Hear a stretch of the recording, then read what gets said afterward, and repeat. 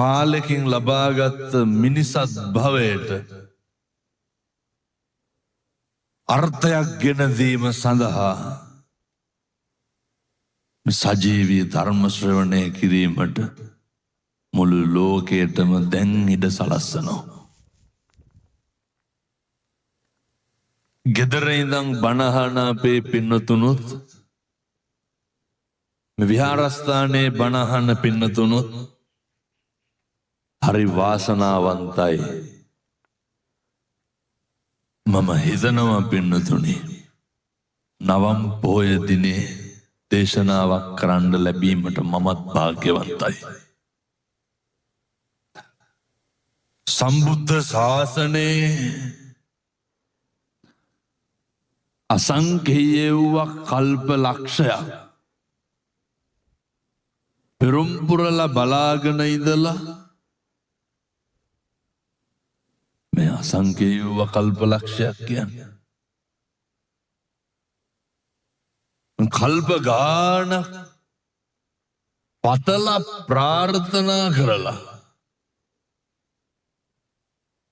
එවෙනුවෙන් අප්‍රමාණ කැපකිරීමක් කරලා සම්බුද්ධ ශාසනයේ අග්ග ශ්‍රාවකයන් වහන්සේලා විදිහට තනතුරු ලැබපු සම්බුද්ධ ශාසනයේ අග්‍ර ශ්‍රාවකයන් වහන්සේලා විදිහට තනතුරු පිරිනමපු මේ විශිෂ්ට දවසක් තමයි මේ උතුම් වූ නවම්පුර 15ක් පුන් පොහෝ දිනය. සරියුත් මහරහතන් වහන්සේ මුගලන් මහරහතන් වහන්සේ වෙනදනේ මේ කල්ප ගාන පුරාවට සංසාරේ පතාගෙන ප්‍රාර්ථනා කරගෙන ආපු මේ ගමනේ අවසාන ප්‍රතිඵලයේ භුක්ති විඳපු දවස ඒ මහා ප්‍රඥාවන්ත උත්තමයෙක් ගැන කතා කරන්න තියෙන දවස අපි සියලු දෙනාම ප්‍රාර්ථනා කරමු මේ පොහොය වැදගත් වෙන්නේ පාරමිතාවක් සමෘද්ධිමත් වෙච්ච පොහොයක්. කල්ප ගානක බලාපොරොත්තුවක් මල්පල ගැන්වුණු පොහොයක්. ලෝකෙටම බණහන්න සලස්වන මේ පොහොය දවසේ නිවන් දකින්න යන ගමනේ ආරම්භය වේවා සාදු කියලා ප්‍රාර්ථනා කරන්න. උතන හරි ආරම්භයක් තියෙන්න බෑ. බෞද්ධයාගේ අවසාන පරමාර්ථය අපි කවුරුත් මේ ඔට්ටු වෙන්නේ නිවන් දකින්නනේ. ඉදම් මේ පුඤ්ඤ කම්මං ආසවක්ඛයා වහං හෝතු සබ්බ දුක්ඛා පමුච්ඡතු. ඔය ඔහොම කියන්නේ ඇයි? නිවන් දකින්න මේ කටක් කරලා කියාගන්න පුළුවන් හරි ආත්මය මොකක් මව බල්ලොන්ට බලල්ලුන්ට කිව්ව හැකිද? හිතන්න පුළුවන්ද? පතන්න පුළුවන්ද? මේක කරන්න පුළුවන් මිනිස්සුන්ට විතරයි. මේ ගමන පටන් ගන්න පුළුවන් මිනිස්සුන්ට විතරයි. එනිසා වෙන කිසි කෙනෙක් මේකට ආදර්ශයට ගන්න ඕනේ නැහැ. ඒ මහා උත්තමයන් වහන්සේලා දෙනම ප්‍රමාණවත්. සරියුත් මහරහතන් වහන්සේ, මුගලන් මහරහතන් වහන්සේ. මේ ගමන පටන් ගන්න නම් දැන් අපිට ගන්න තියෙනවා මූලික එක කරුණ. කෝලිත උපතිස්ස පරිබ්‍රාජකයෝනේ. දෙන්නගේ ගමනට මූලික වුණ ඉස්සරලා මොකක්ද? කල්යාණ මිත්‍රත්වය. හොඳ යාළුවෙක් හොයාගන්න ඕනේ. මොකක් කරන්නද? මේ නිවන් දකින්නවා තියා මම දැකලා දිනනවා.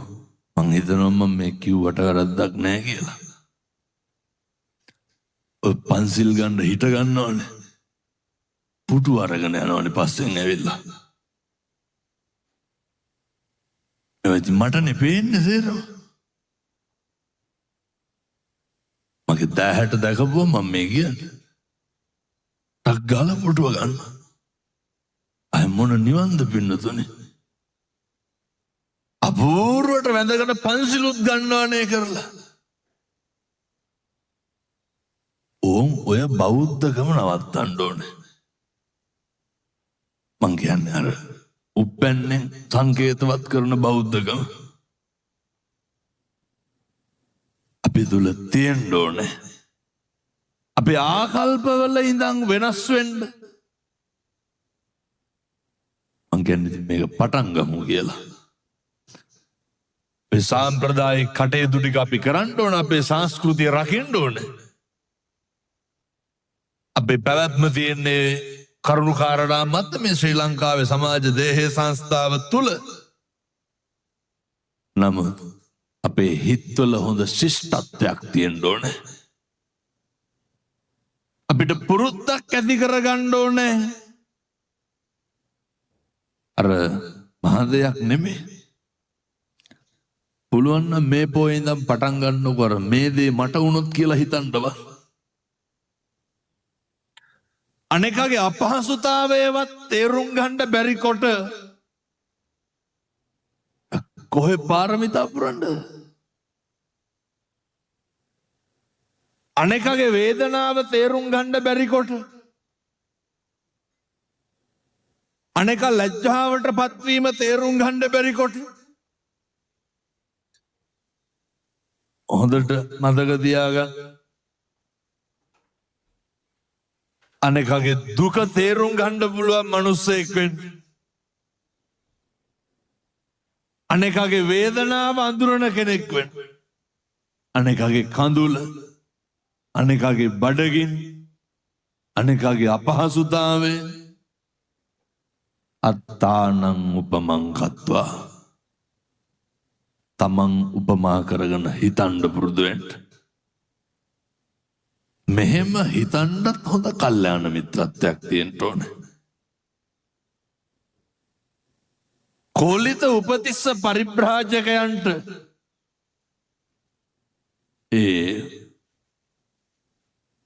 බොහෝ පිරිවැජියන් ගුරුවරුන් ගාවට ගිහිල්ලා අවසානයේ උපතිස්ස පරිබ්‍රාජක තෙමේට අස්සජි මහරහතන් වහන්සේගේ හමුවීම තෙක් සතරපද ගාථා අවසානයට පෙරම සෝවාන් වෙන්න පුළුවන් මට්ටමට අර අපිටත් එහෙම තියෙන්න ඕනේ. සංසාරේ ඒ වෙනුවෙන් පෙරුම් පුරාගෙන ආපු හොඳ යාළුවෙක් ඉන්න ඕනේ. අස්සජි මහරහතන් වහන්සේගෙන් ධර්මය ඇසූ සැනින් එහි බික්කු පැවිදි උපසම්පදාව ලබනෝ. ධර්මය ඇසූ සැනින් කාවද මතක් වුණේ? තමන්ගේ අනෙක් මාර්ගී ගියපු යාළුවා. එයාට මේ හරිදේ උගන්වන්න ඕනේ, හරි පාර පෙන්වන්න ඕනේ. මිත්‍යාවෙන් ගලව ගන්න ඕනේ. තෙරුවන් කෙරෙහි සිත පහදවන්න ඕනේ. ධර්මයේ මෙයයි යථාර්ථයේ මෙයයි කියන එක අවබෝධ කරවන්න ඕනේ. දවල්තොම හදවතට තට්ටුවක් දාලා බලන්න. මට එහෙම යාළුවෙක් ඉන්නවද කියලා. සිතත් කයත් වචනයත් පෙරටු කොටගෙන මුල් කරගෙන හිතට ඇති වෙන මොකක් හරි සිතුවිල්ලකට පොඩි හෝ වේවා ඒ වැරදි සහගත සිතුවිල්ලට මගේ යාළුවා උත්තේජනයක් සපයනවද මානසිකව හෝ අල්ලසක් දෙනවද? කවුද ඉන්නේ අර අපිට ඉන්න ඕන කන්තකලා වගේ යාළුවෝ? අපිට ඉන්න ඕනේ තිරිසන් සතා වුණත් කල්ප ගානක් සංසාරේ පෙරම් පුරාගෙන ඇවිල්ලා අර දන්නවනේ දර අභිනිෂ්ක්‍රමණය කරනකොට සිද්ධාර්ථ බෝධිසත්වයන්ට වෙන ලක්ෂ කීයක් අශ්ව ඉන්නද මාලිගාවේ? එකක් ඇයි 3ක්නේ මාලිගාව. චන්නට කියනව නේද සූදානම් කරගන්න කියලා. මොන අශ්වයාද? කන්තක සූදානම් කරන්න. මොකද ඒ කන්තකම? කන්තක තමයි සංසාරය ආවේ. කන්තක යශෝදර අගසව් දෙනම ආනන්ද මහරහතන් වහන්සේ ඔය ජාතක දේශනාවල එහෙම කියනෝනේ අවසානයට මහණෙනි මම බුදුහාමුදුරුවෝ කියනෝනේ මම අහවලා එවකට කන්තක අහවලා සරියුත් අහවලා මුගලන් මෙහෙමයි කියලා.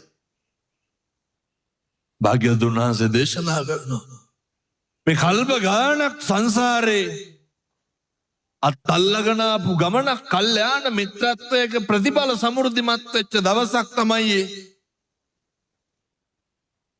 අපිටත් ඉන්න ඕනේ.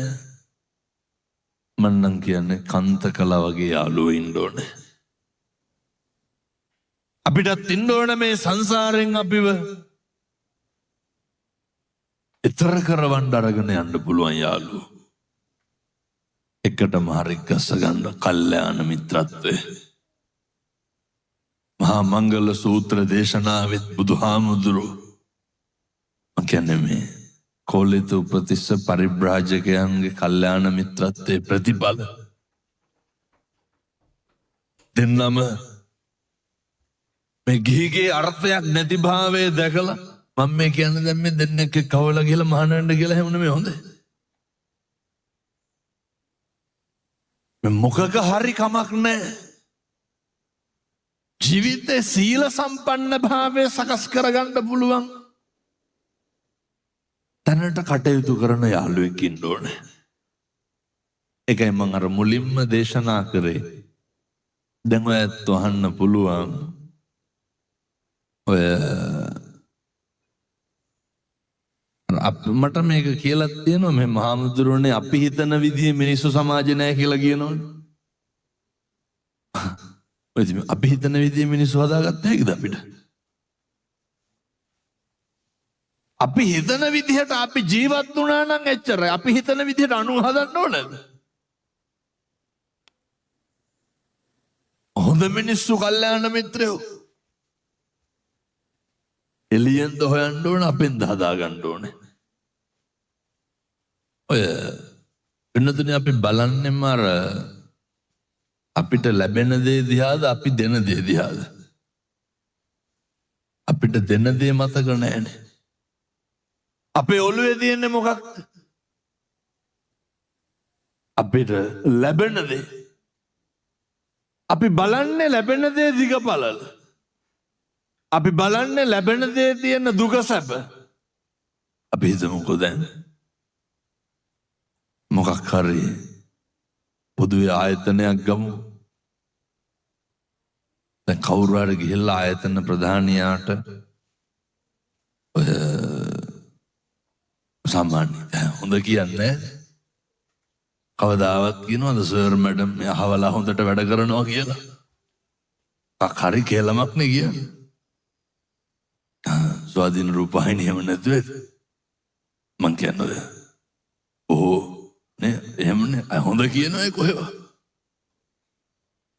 කවදාවත් හිතුවද කල්පනා කරාද වෙන කවුරු හරි ගිහිල්ලා මේක මෙහෙම කරනකොට ඒක මට බලපානවා කියලා? මම ගිහිල්ලා කාගේ හරි කවුරු හරි කරපු යහපත් ක්‍රියාවක් හොඳ වැඩක් ආයතන ප්‍රධානියාට කිව්වොත් එහෙම මේකේ ප්‍රතිඵලයක් මට තියෙයි කියලා මිනිස්සු ඇඟිල්ල දික් කරනවනේ අහවලා මෙහෙම කරනවා අහවලා මේ වැරද්ද කරනවා මේ වැරද්ද කරනවා. කවදාවත් බලලා තියනවද මගෙන් ඒ වැරද්ද වෙනවද නැද්ද කියලා? අපි හොඳද නරකද කියලා දකින්නේ අපි කරන දේද අනුන් කරන දේද? එක දවසක්වත් තියෙනවද අපි කරපු එක වැරද්දක් දැකමු? අපි කරන්නේ වැරදි නෙවෙයිනේ. වැරදි විදිහට ඒත්තු ගැන්වෙන්නෙම මොනවාද? අනුන් කරන දේ. පුරුදු වෙන්න. අර සත්පුරුෂයා ඒ කල්යාණ මිත්‍රයා පැත්තු තුල තියෙන්න ඕනේ. හැම කෙනෙක්ම මෙහෙම හිතනකොට ඒක ප්‍රසාරණය වෙනවා.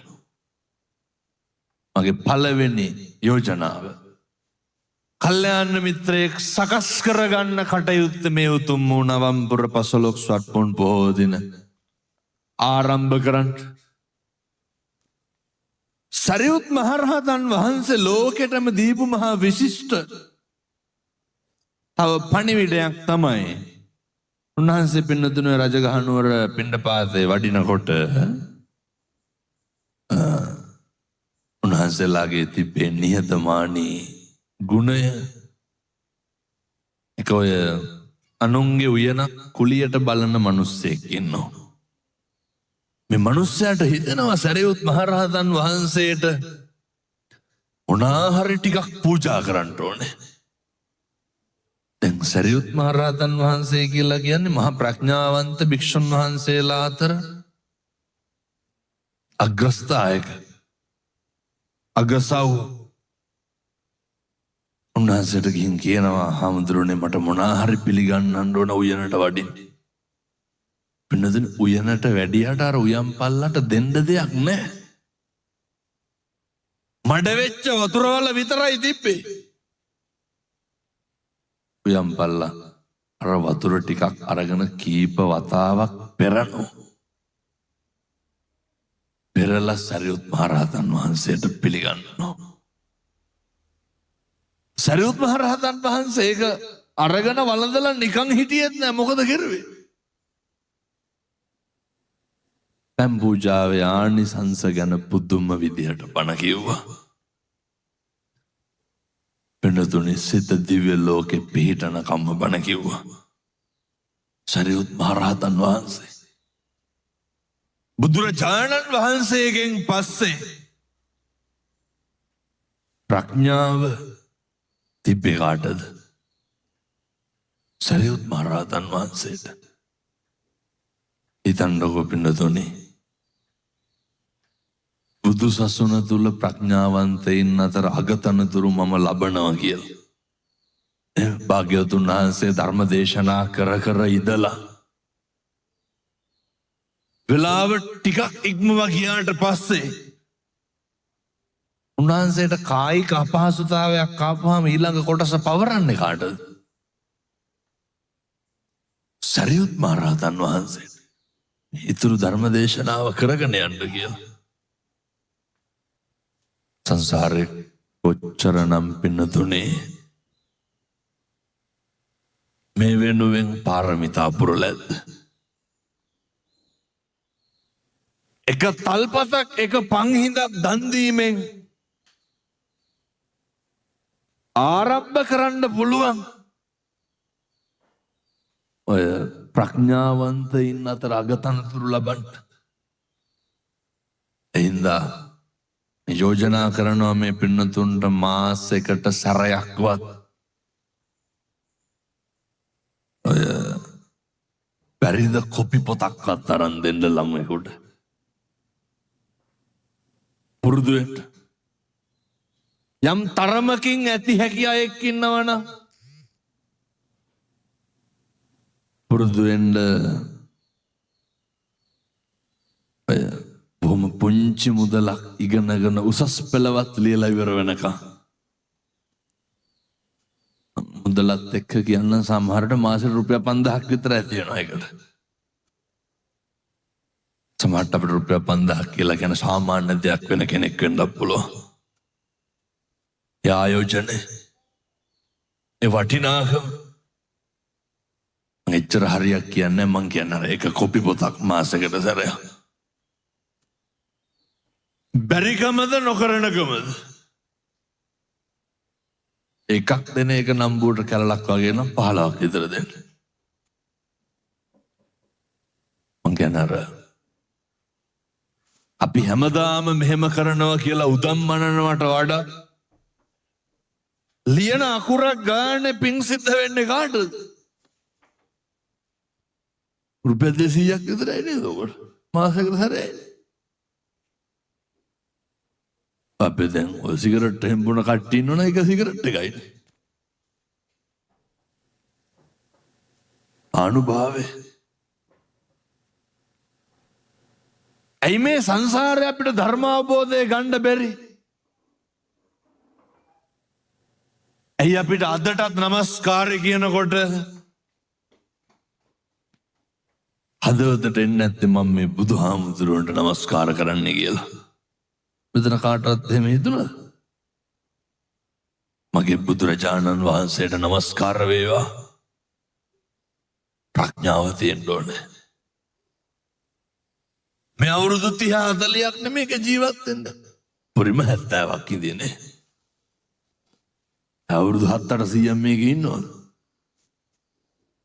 කල්ප ගානක් දුක් විඳින මේ ගෝරතර සංසාරයේ අතරින් අර ලොතරැයියක් ඇදුනා වගේ වැඩක් මේ මිනිසත් භවය ලබනවා කියන්නේ. කන් දෙක ඇහෙනවා, ඇස් දෙක පේනවා, යන්න කණ්ඩ කතා කරන්න ඇවිදින්න පුළුවන්කම වාග්ය වාසනාව වශන සම්පස්තිය සියල්ල අඩුපාඩුවක් නැතුව ලැබිලා තියෙනවා. දැන් තියන්නේ අත්ත සම්මා පණීදි චොච්චරයි.